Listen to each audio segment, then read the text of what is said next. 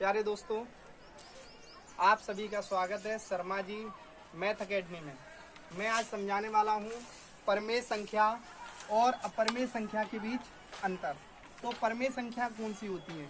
परमेय संख्याएं वह संख्याएं होती हैं जिन्हें p/q के रूप में व्यक्त किया जा सके, वह परमेय संख्याएं होती हैं। जैसे कि आप लिख सकते हो 3 को p/q बना सकते हो, बिल्कुल बना सकते हैं 3/1। तो ये क्या हो गई? परमेय हो गई।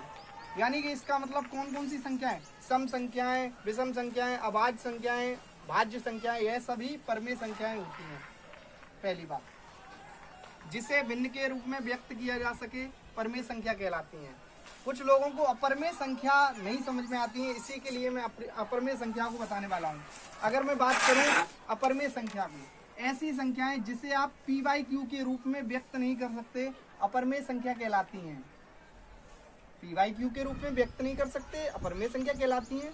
तो ऐसी कौन सी संख्याएं हैं जो p/q के रूप में व्यक्त नहीं होती? हाँ बिल्कुल हैं, जैसे कि पाई को आप p/q के रूप में व्यक्त नहीं कर सकते, इसीलिए इसे अपरमेय संख्या कहते हैं। रूट के अंदर सभी संख्याएं अपरमेय संख्याएं होती हैं, जैसे √6, √4, √3।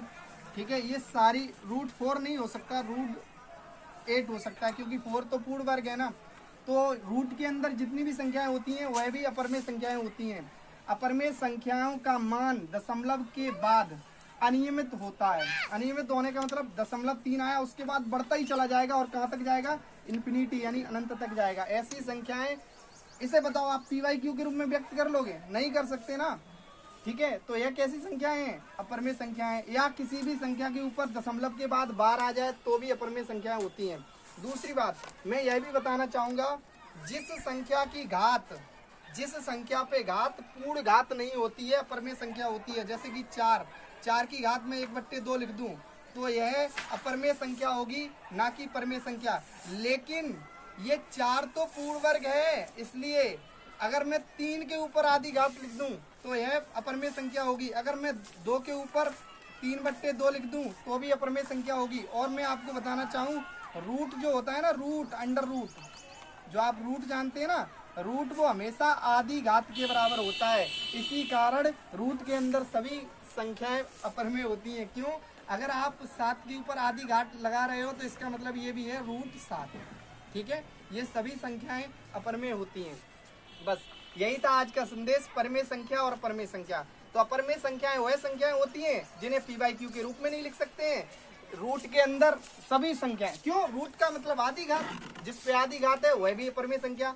अपरमेय संख्या वह होती है जिनका मान दशमलव के बाद अनियमितता के साथ बढ़ता है। अनियमितता का मतलब ये होता है पता नहीं कितना बढ़ के चला जाए अनंत तक। ठीक है, वह अपरमेय संख्याएं होती हैं। ठीक है, अगर मैं √2 का मान लिखना चाहूँ, यहाँ पे देखना √2 का मान मैं लिख दूँ, लो यही लिख दे रहा हूँ, √2 का मान लिखूँ मैं, तो √2 का मान क्या होता है? 1.414, फिर डॉट डॉट डॉट आगे बढ़ता रहता है। अगर मैं √5 का मान लिखना चाहूँ,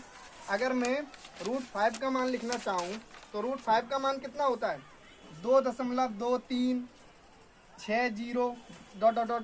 यानी कि रूट के अंदर सभी संख्याओं के मान जो होते हैं वह अनियमित रूप से बढ़ते हैं, इसीलिए, क्योंकि उस संख्या पे घात कितनी हो जाती है? आधी हो जाती है। जैसे मैं 2 के ऊपर लगा दूं आधी घात तो ये बराबर होगी √2 की, इसीलिए यह परमेय संख्या होती है। अपरमेय संख्या का मतलब समझ में आ गया, p/q के रूप में व्यक्त नहीं कर सकते हैं। दूसरी बात है √2, √5, ये सब लिख ही दिया। अपरमेय संख्या दशमलव के बाद अनियमित रूप से बढ़ती है, ये p/q के रूप में व्यक्त हो गया तो परमेय संख्या हो जाएगी। अगर भिन्न के रूप में व्यक्त है तो भी परमेय संख्या हो जाएगी। जय हिंद। चैनल को सब्सक्राइब करें। Good evening, thank you, bye bye, जय हिंद। कितनी बड़ी होगी बंद